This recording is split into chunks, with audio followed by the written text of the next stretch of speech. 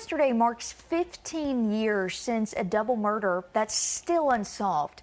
In 2009, David Metzler and Heidi Childs were found shot and killed in the Caldwell Fields parking lot in Montgomery County. 10 News reporter Abby Coleman is working for you to revisit the case and why law enforcement experts saying keeping the details fresh is crucial, even now.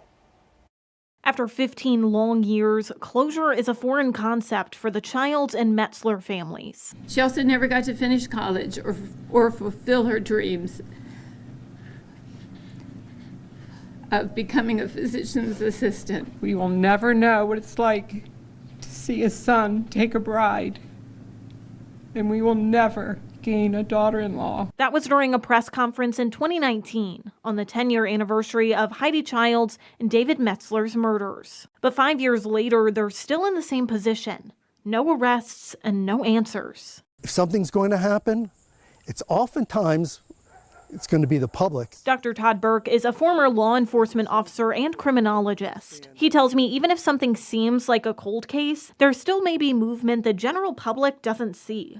Doesn't mean it's forgotten. What are some of the difficulties that law enforcement face, year after year? Yeah, when you're dealing with cold cases, first of all, you're dealing with witnesses, and the longer it goes on, the more difficult it is for witness memory. But Burke tells me a small memory years after a crime could be crucial. I never did mention that to someone. I did see a person, I did see a car, I did see something, report it, because now that might be the key evidence. Yeah, and you may not think it's relevant 15 years later, but I mean, the littlest detail could be that missing puzzle piece. He says keeping the case fresh in people's eyes is as important today as it was day one. Some cases go unsolved. There's no doubt. There's no doubt about that.